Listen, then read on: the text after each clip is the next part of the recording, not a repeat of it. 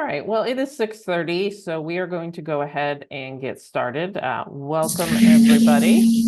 We are glad that you could join us for this evening's program, Exodusters and the Story of Nicodemus.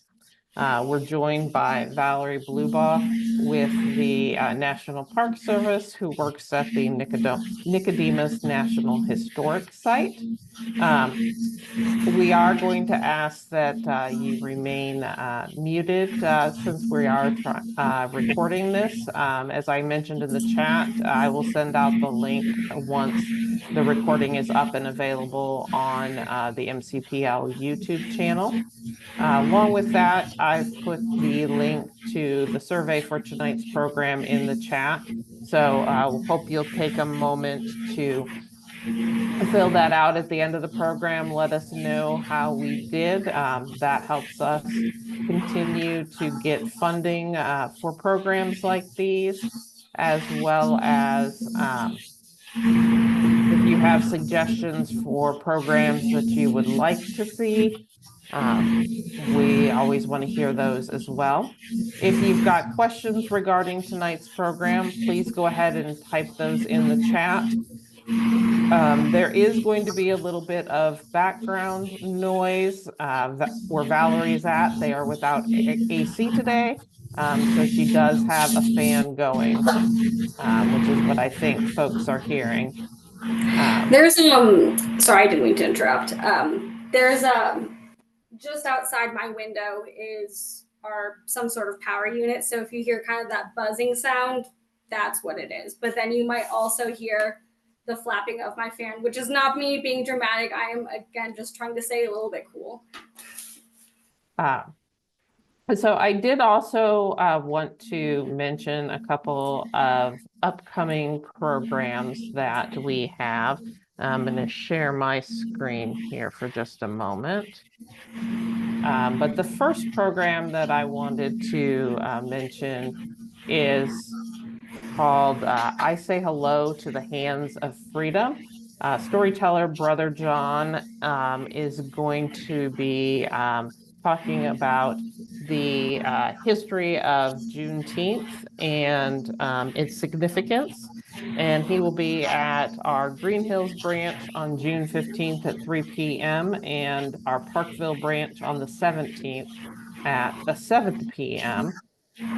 So very enlightening performance. On June 20th at 6:30 here on Zoom, we're going to be joined by William Thierfelder, who will be talking about the summer of '69, the Stonewall riots, the Apollo moon landing, Woodstock made it one of the most extraordinary summers in U.S. history, and he'll be reliving that summer that changed the face of America. So that one is on Zoom. You do need to register if you want to receive the Zoom link.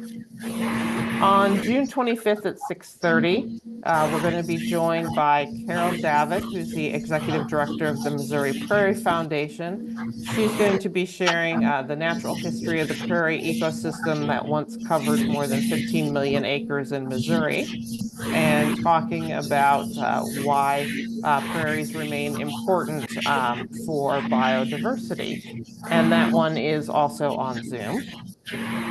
On June 27th, we're going to be joined by our friends at the North Kansas City Hospital. They'll be discussing ways that you can prepare healthy meals and snacks if you or someone you know struggles with diabetes. And then finally, on July 9th, Mark Lyons will be back for our final gardening program of the spring season with controlling garden marauders. And he will be talking about ways that you can get rid of pests like aphids and squirrels and snails and other things that will potentially you might find in your garden and messing up all the hard work you've been doing. That one is at 6:30 and it is also on Zoom. So I'm going to stop sharing my screen here. Turn it over to Valerie so she can put her screen back up. Mm-hmm.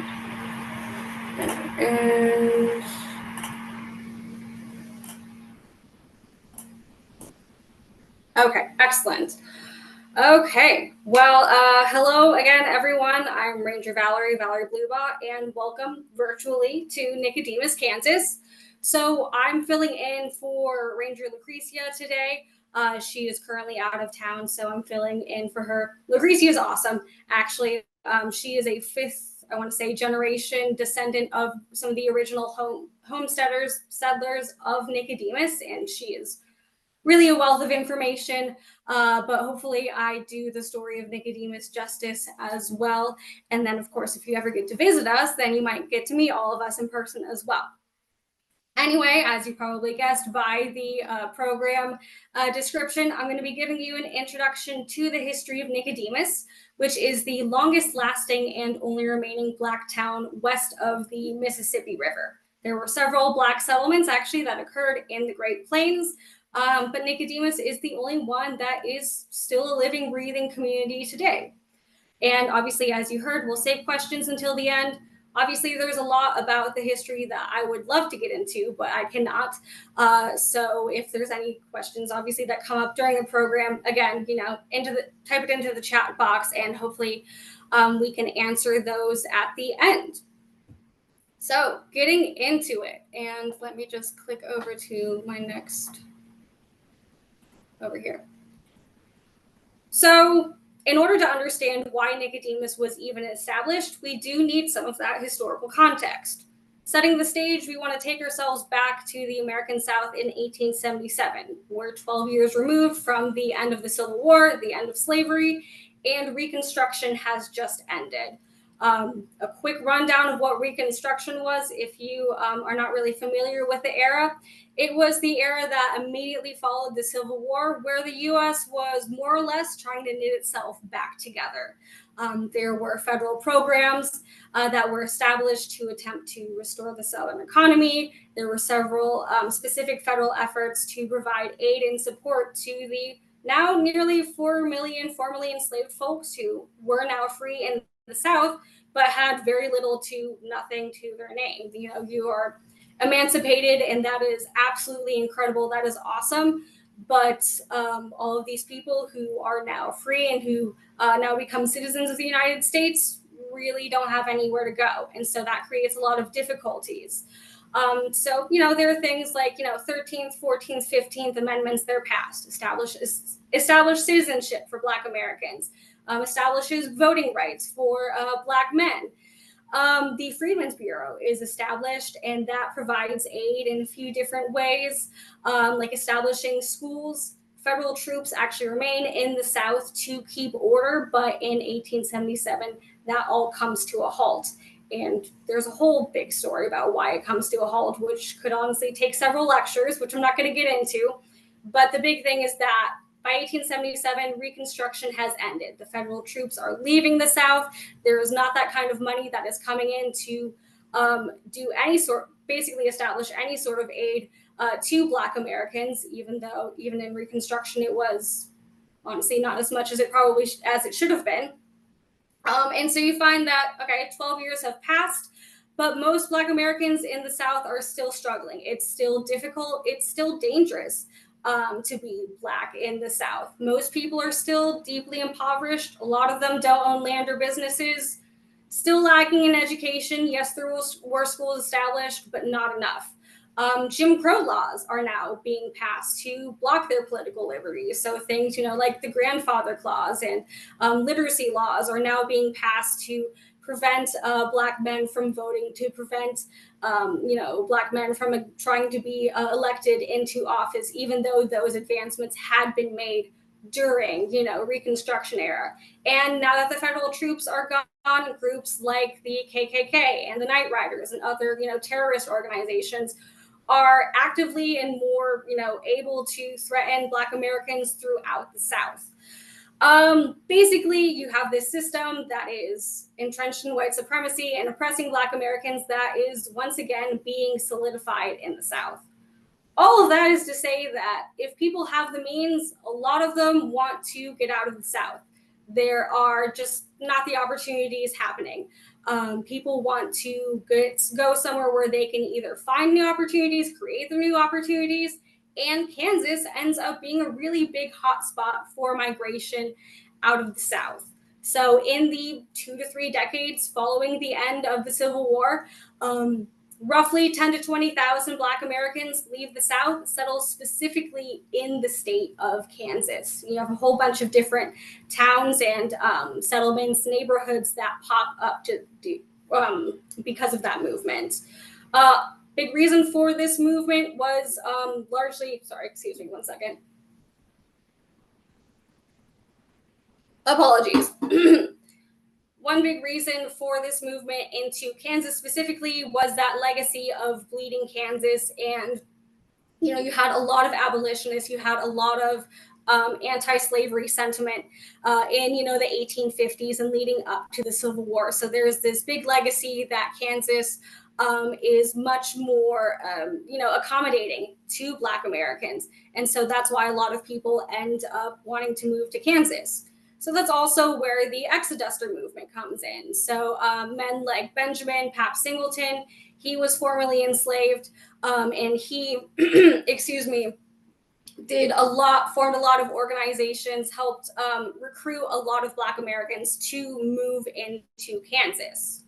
So where Nicodemus falls in this whole movement of Exodusters is they actually predate it. So if we're talking about the very formal, excuse me again, my apologies. You mix a hot room with a lot of talking, and apparently this is what happens. Anyway, so Nicodemus technically predates the Exoduster movement by about 2 years. The formal year that really sees a lot of movement into Kansas by Black Americans getting out of the South is 1879. That's when Benjamin Singleton also does a lot of his work. There's so much movement that there is literally a federal Congress establishes basically a federal study to see why are all of these people moving into Kansas, because it's such a large movement that it's kind of shocking to some people. Well, Nicodemus, they actually they kind of got there before it was cool to get into Kansas, for a lame way of me saying that. So that's where you have not just Benjamin Singleton come in, but you have other men who come in and promote this movement into Kansas. Men like W.H. Smith, who was a pastor from Tennessee, and then he lived in Topeka for some time. He's not the guy who's actually pictured on this slide. I'll get to him in a moment. So W.H. Smith, we don't actually know a lot about him. We don't even have a photo of him. Otherwise, I absolutely would have that. We do know, again, like I said, that he came from Tennessee, probably formerly enslaved. He lived in Topeka for a bit, but he also lived out in the Solomon Valley, which is where Nicodemus is located, for a few years in the 1870s before returning to Topeka. And that sometime in late 1876, Smith meets with a white land speculator, W.R. Hill, and he is the gentleman who's pictured in the slide here. And they form the Nicodemus Town Company. And they formed this with 5 other trustees. These are all also Black men who live in Topeka, but were originally from Kentucky or Tennessee. And so they include Reverend Simon P. Roundtree, Ben Carr, Jerry Alsop, Jeff Lindsay, and William Edmonds. So these men form this company together. And of course, their goal is to form a Black settlement in Western Kansas where people can pursue, political and personal freedom. So these men branch out to their former communities. A lot of them are in Fayette and Scott counties, which is Georgetown and Lexington in Kentucky, kind of the capital area, and they promote their proposed town of Nicodemus. W.R. Hill, he goes out as well, and they create broadsides and newspaper ads, and they go to the churches because that's where a lot of people meet in the South. And they really spoke to Black Americans' desire to live without oppression and have actual political and social and personal freedom.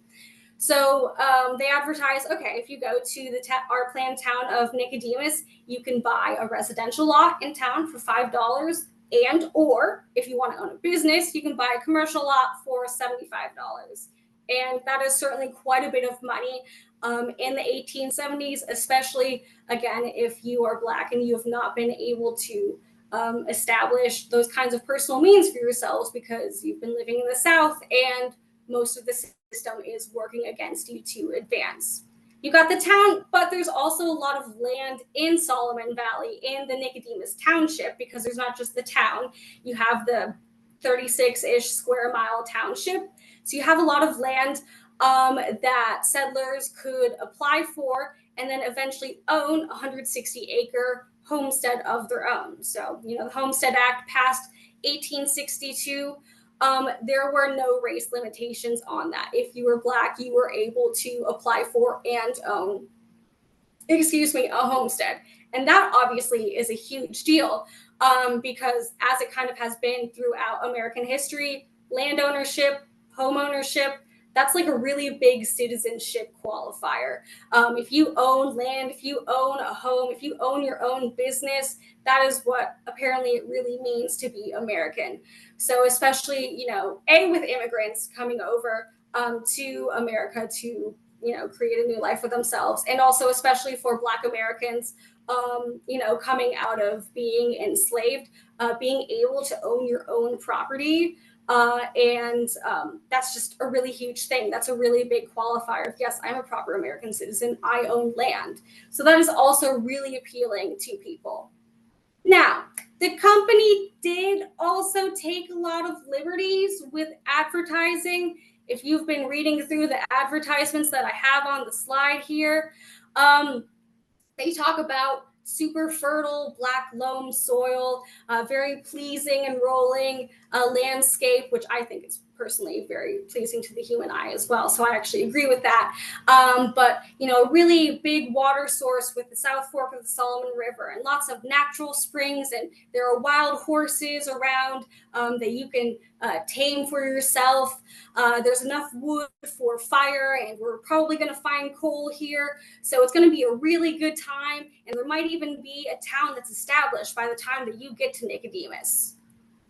Most of this, actually, no, all of what I said pretty much is quite an exaggeration. If you've ever been to Western Kansas, absolutely gorgeous, but it is not the most it's not the best farming land. The annual precipitation there is about 10 inches. Summers are very hot. Winters are super bitter. And there's a wind that just won't quit. So they do also, take some liberties because a lot of people just want to leave the South anyway. And they will go wherever they can to find a better opportunity. But it is really nice when you're moving from somewhere to know that you're going to have some sort of security in where you're moving. It's nice to know that, okay, where I'm moving, it's actually going to be able to support myself and my family. Went over the details with their advertising, both true and exaggerated. The company is able to convince quite a few people to go out and settle in Western Kansas. And so in the spring of 1877, the first group of Nicodemus settlers, which number 30 people, they organize in Topeka. They're escorted by W.R. Hill, and they arrive at the proposed town site on July 30th, 1877. In order to get there, basically what you have to do, take a train from Topeka, go all the way to Ellis, Kansas, which is about 35 miles, almost directly south of Nicodemus. And then it's about a 2-day walk or wagon ride in order to actually go to the proper town site itself, which you can kind of see demonstrated here. a couple of years ago, several of the Nicodemus descendants, they actually reenacted and shot a short documentary on the Ellis Trail, which is, again, what that trail was called, going from Ellis to Nicodemus. And so that's what you see in the right image. And that's actually really cool. I've seen the documentary of that, and it's, very moving. So you get to Nicodemus in July 1877.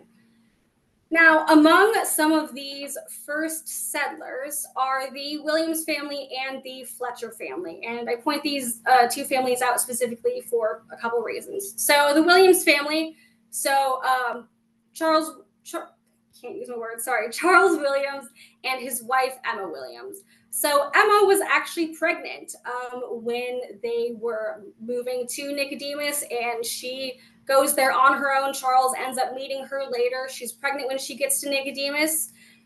Their son, Henry Williams, who is standing in the center of the photo here, he is the first baby born in Nicodemus. And that's definitely a big deal for a lot of people. Births are just super emotional in general, as I've heard. But also, a birth can represent, a new beginning. And for a lot of people, they might have seen this as, a new beginning to their lives. And so, the Williams family. And actually, I mentioned Ranger Lucretia. She is descended from the Williams family. And then the Fletchers. So Zach and Jenny Fletcher, again, they're in that first group of 30. So Zach, he ends up establishing the first business in Nicodemus. It's a small general store. He runs it out of his and Jenny's dugout. He also establishes the first post office in Nicodemus. Again, run out of his dugout. And then Jenny Fletcher, she actually runs the first informal school in Nicodemus. This is in the winter, of 1877, 1878. Again, out of their dugout. So one can imagine that while they're living in the dugout, it is pretty happening in a pretty cramped place.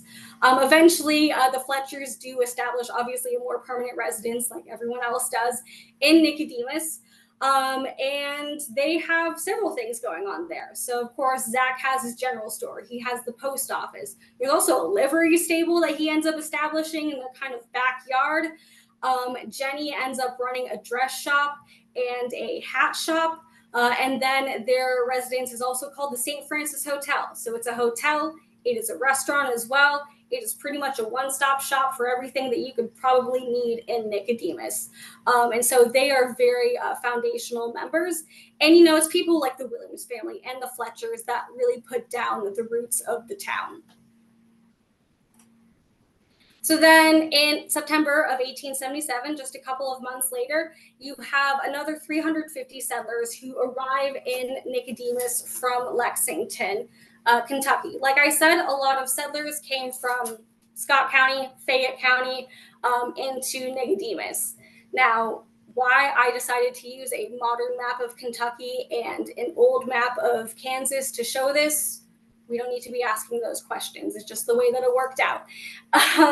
But they move, these people move from a very different environment in Kentucky, one that's very wooded and humid and lots of rolling hills, and it's very green and lush. And they move to the flatter, not totally flat, but flatter, mostly treeless, much drier environment of Nicodemus.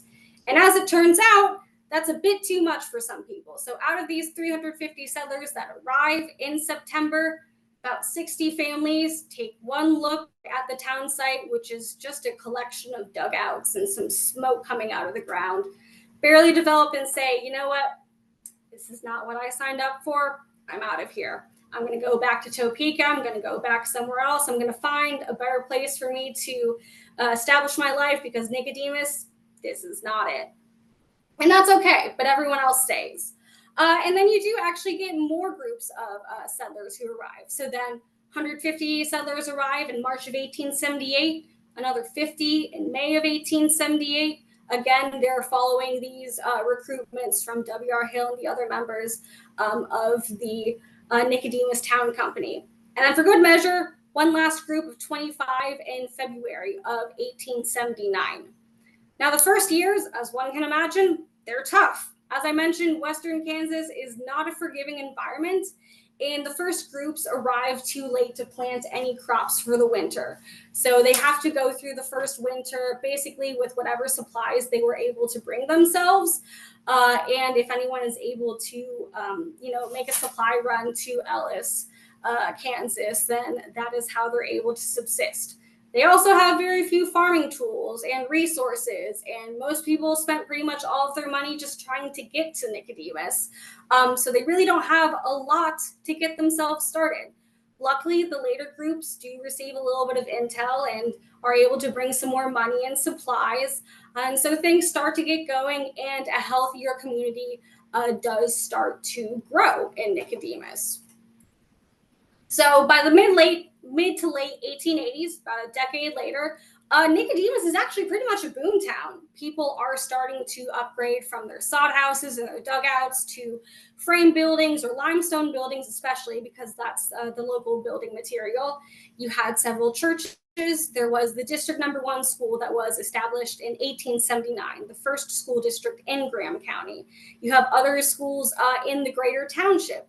You had general stores, there was a blacksmith, there were livery stables, hotels, there were newspapers, intellectual societies.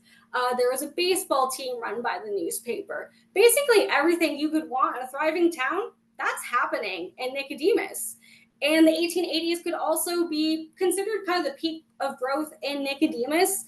The population claims kind of vary, but we estimate that there are about as many as 650 people living in Nicodemus, the township, by the mid to late 1880s, which for this part of Kansas and this point of history, that's actually pretty impressive.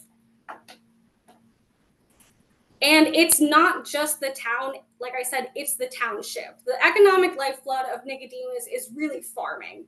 So by 1899, there were 114 homestead patents, so actual owned homesteads in or near Nicodemus Township. That's over 18,000 acres owned by Black Americans, many of whom were formerly enslaved. As I mentioned earlier, this is a really big deal. These people coming out of Kentucky and Tennessee, coming out of the South, a lot of them formerly enslaved, didn't have a lot to their name, and now they're out here and they own businesses. They own their own land. They're farming. They're ranching. They're interacting with people who have the same interests as them. This is a huge deal. This is a really big success for a lot of people. And so you have people raising their cash crops of like wheat, sorghum, different grains, that sort of thing. Plus, of course, you have people raising livestock and all of that. So things are really looking up for Nicodemus at this point. Yeah. So during this boom time, which again, like the peak is literally like 1886, 1888, there are more railroads being developed in Kansas and pretty much the entirety of the Great Plains and, further west. And so like every other town, Nicodemus residents tried to get a railroad to go through town. Now, railroads could absolutely make or break your town. And pretty much what towns had to do was court the railroads, convince them to run through their town, saying, okay, well, you know what? I can offer you this much money and we can pay to have this many, feet or miles or whatever of track to run through our town. We can offer these businesses. This is really going to benefit you, kind of trying to prove that there's a really good symbiotic relationship going on there. It's kind of like how towns, try to convince other, businesses to establish a factory or a store or whatever in their town today. During this time, there are 3 different railroads that showed interest in running their tracks through a town, but ultimately none ever did. Although 2, the Missouri Pacific and the Central Branch of the Union Pacific, surveyed around the town and seemed quite interested, it seemed by, negotiations that were going on, of actually running through Nicodemus. For the Missouri Pacific, the town actually passed a $16,000 bond in order to get the Missouri Pacific to go through there. That does not happen. And then the Central Branch of the Union Pacific Railroad I haven't heard that there was a bond that was raised for them, but again, they surveyed in town.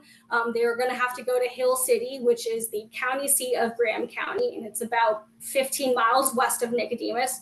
They were going to have to build a railroad to get to Hill City, so it certainly made sense to go through Nicodemus.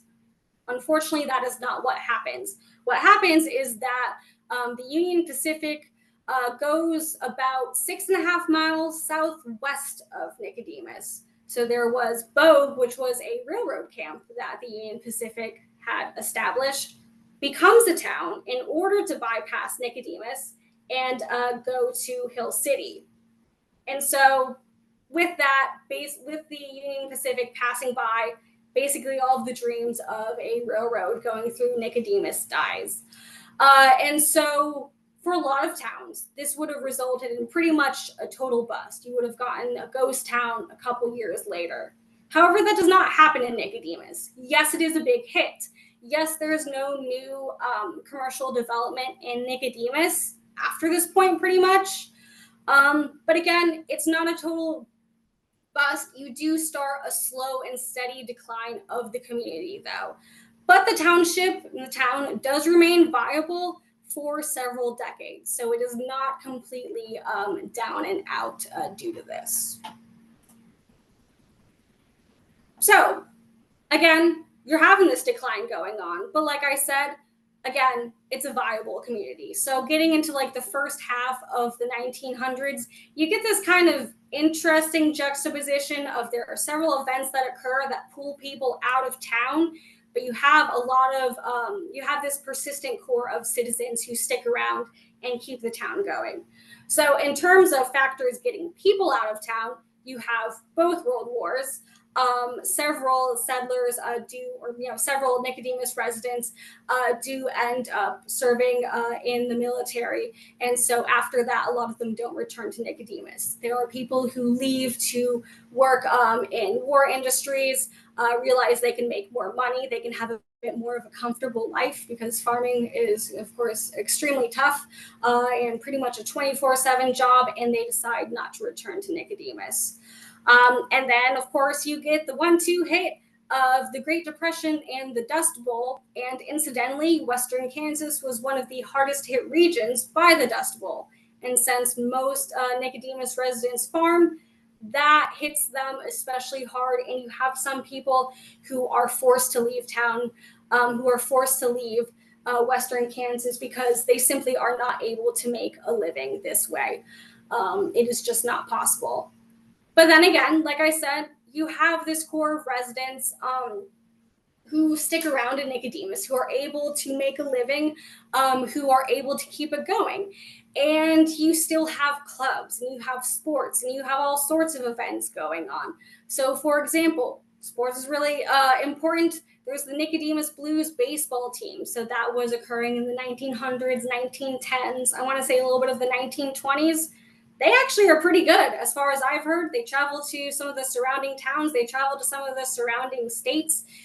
They play other major, black baseball teams. I've been informed that Satchel Paige, who was, a very big player for the Kansas City Monarchs, played in Nicodemus.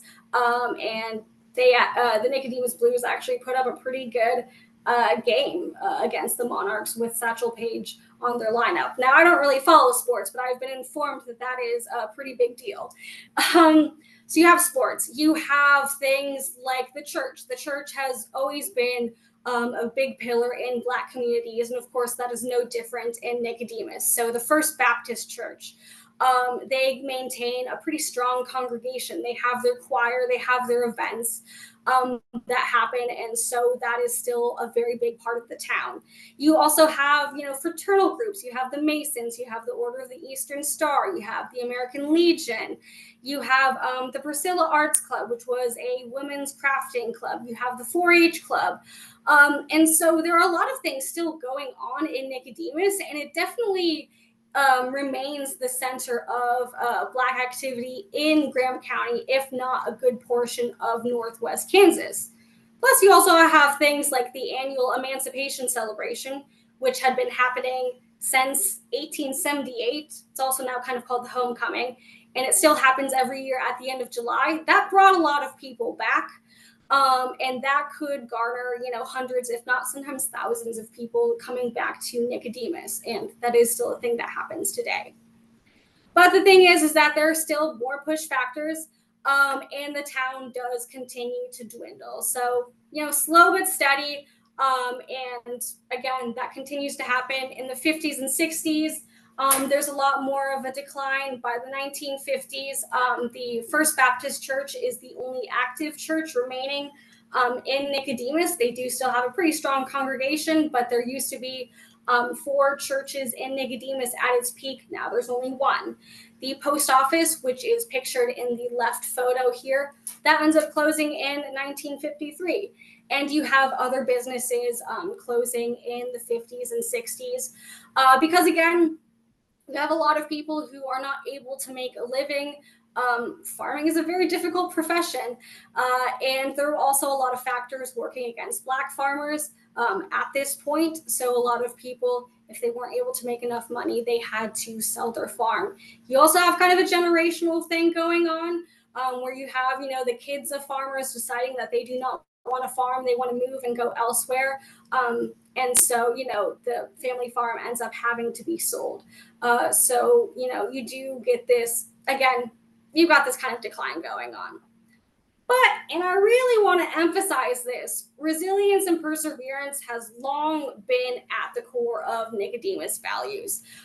Like I said, you've always had this persistent core of residents. You've had descendants who, even if they don't live in Nicodemus proper, they come back year after year. They're still devoted to the continuation of their community, of what is still, their home. And so the last couple of decades in the 20th century does see a bit of a revival in Nicodemus. So the town is established as a National Historic Landmark District in 1976. The Nicodemus Historical Society is established in 1988.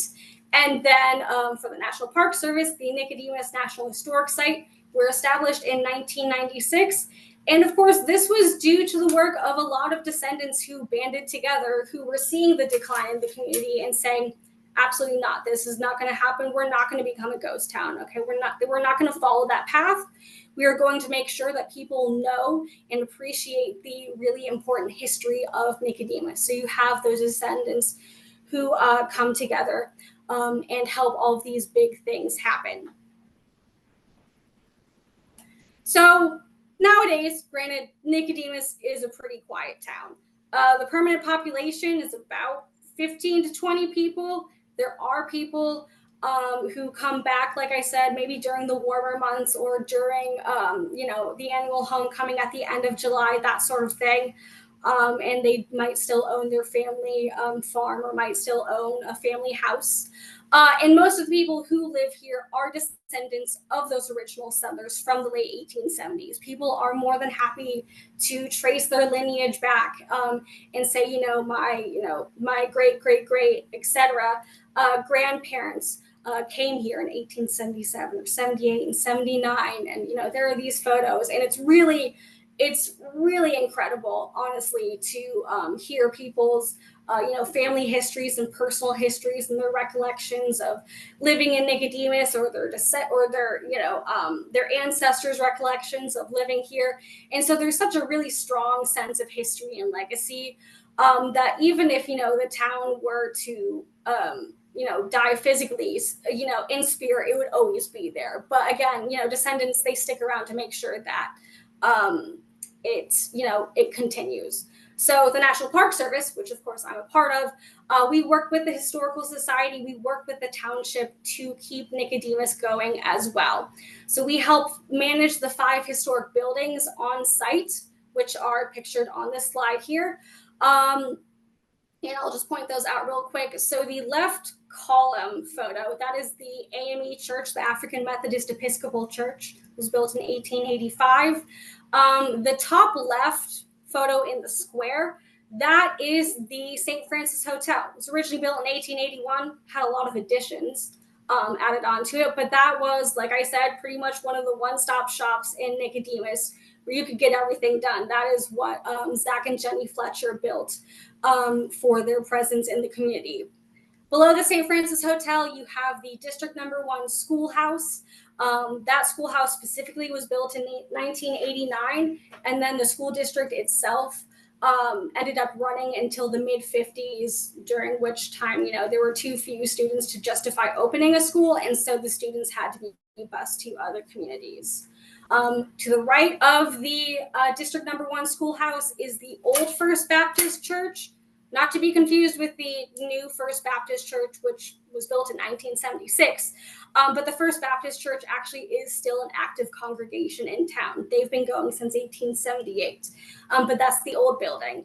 And then above that is the Township Hall, which is where our visitor center is located. And that is where you can start your visit to us, and you can learn about the history of Nicodemus and then go from there. So, despite, a lot of work, hardship, uncertainty, that sort of thing, Nicodemus does still exist. Like I said, it is the only remaining Black settlement west of the Mississippi River. It is still a living, breathing community. It's still an important community. It's still home for a lot of people. And it serves as a reminder of the perseverance of Black Americans breaking out of an oppressive society and creating their own vibrant and independent community. And so that actually concludes the formal part of my presentation. Like I said, there's a lot that I could cover, and I could talk about this for ages. But this is the point where hopefully we can check out the comments section, which obviously I've not been able to check out. And I'd love to be able to open it up to questions. So if there are any burning things that you thought I missed, I can try and cover that for you. So, Beth, I'm not sure how exactly, sorry. So, to do that. I did put the link to the survey in the chat again. If you have questions, feel free to put them in the chat. Absolutely. For those of you who joined a little bit late, we are recording the presentation, and I will email out the link to the video on YouTube once it is up and available. I did want to ask, you said this is the only remaining settlement west of the Mississippi. Do you know how many there were originally? So it's tough to say how many there were. There's been a lot more research in the past few years on Black homesteading communities in the West. There were a handful in Kansas. I know that in Hodgman County, which is a little bit south of Nicodemus, there was a Black settlement there as well, but also in other states. So there was DeWitt, Nebraska, which is in the Sandhills. You had Sully County, South Dakota, Empire, Wyoming, Deerfield, Colorado, Blackdom, New Mexico. You had several in Oklahoma, including Langston. So there were, I would say, probably a few dozen, which is a guess, and definitely do not, put that in some sort of academic paper, but there were several Black communities throughout the Great Plains. It was, establishing an all Black community in the Plains in the American West was a very appealing option.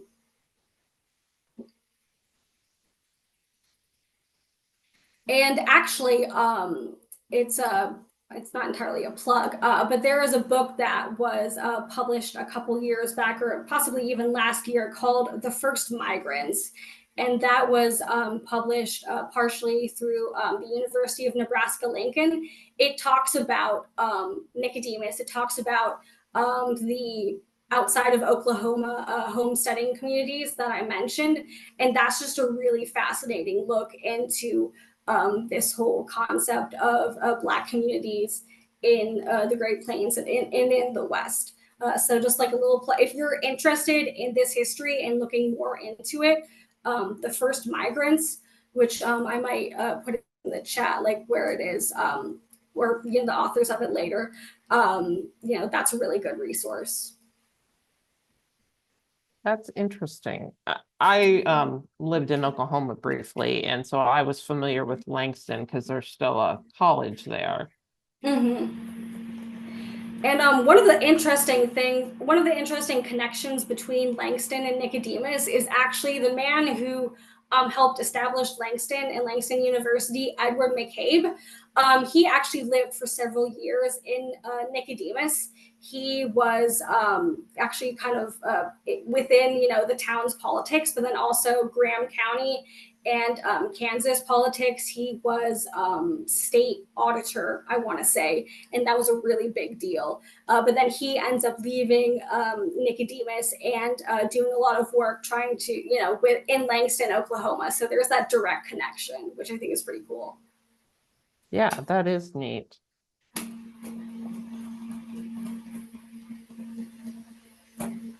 We've got some thank yous in the chat. I don't see any other questions. Fair enough. We can give it a couple more seconds or so.